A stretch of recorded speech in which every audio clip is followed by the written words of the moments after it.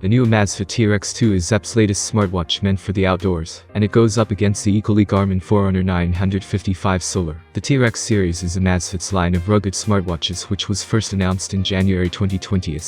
In March 2021, the company released the T Rex Pro as a follow-up to the first model. These new smartwatches are developed for those who favor outdoor activities such as rock climbing, skiing, hiking, mountain biking, and parkour. Considering these activities can be intense, a smartwatch with more protection is a better option, allowing it to survive shocks and sometimes extreme environments. Brands such as Casio, Garmin, and Polar already cater to this group. There are even reports that Apple may launch a rugged version of the Apple Watch. Like the T Rex Pro, the Amazfit T Rex 2 adheres to the MIL STD 810 standard, meaning it can withstand 85 degrees Celsius heat or minus 30 degrees Celsius cold, high humidity and shock. The watch is water rated to 10 atm, tough enough for most people. The Forerunner 955 Solar has the standard 5-button layout with 3 buttons on the left edge of the watch case and 2 on the right. Sadly, no versions of the Garmin Forerunner 955 come with an AMOLED display, which is especially strange as the Beidou 2 mentioned above has a similar display size and is fully AMOLED. That said, it does feel like the designers at Amazfit added parts to the T Rex 2 just to make it look more rugged, not because these parts have any function or anything.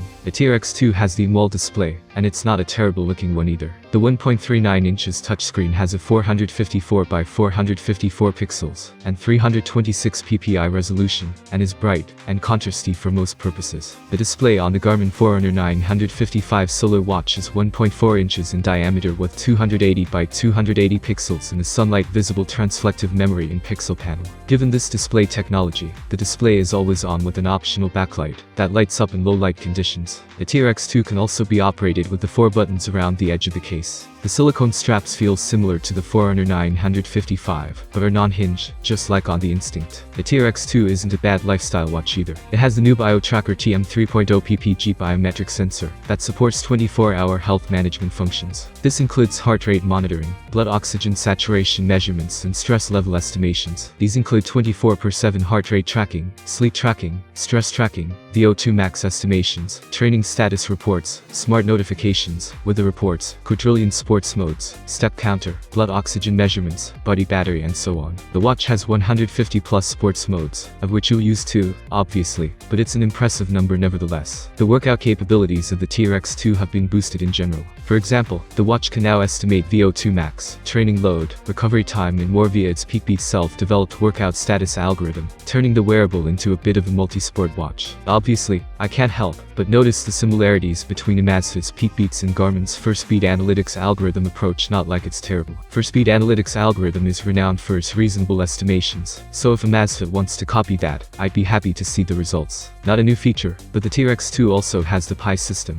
which is Amazfit's version of Fitbit's Active's own minutes. Pi has been criticized for being convoluted, but I think it does the job just fine. The Pi system is backed by the Exersense feature that automatically recognizes 8 types of workouts, similar to Fitbit's auto exercise recognition feature. I found the GPS accuracy of the T Rex 2 okay. Distance measurements seemed on par with whichever Forerunner Fenix I wore at the time, and the route tracking was also satisfactory. The rear wasn't always super accurate. In some cases, it was off by, I'd say 5 meters, approx. 16 feet. This didn't seem to significantly affect distance measurements, though, which is nice. The Garmin Forerunner 955 Solar picks up GPS signals incredibly fast. I step outside the house, turn the run mode on, and 2 seconds later, the GPS is locked on. I remember, even a few years ago, you had to wait a good 15 to 30 seconds for the GPS chip to latch onto the signal. Those days are gone. GPS picks up the signal relatively fast, and during testing, I haven't had any issues with the watch dropping GPS in any of the locations I am. The route is accurate on the map, at least, with only a few instances of inaccuracies. And again, GPS is super fast, so there's that. Is the Amazfit T Rex 2 the cheap Garmin alternative we've been waiting for? Yes and no.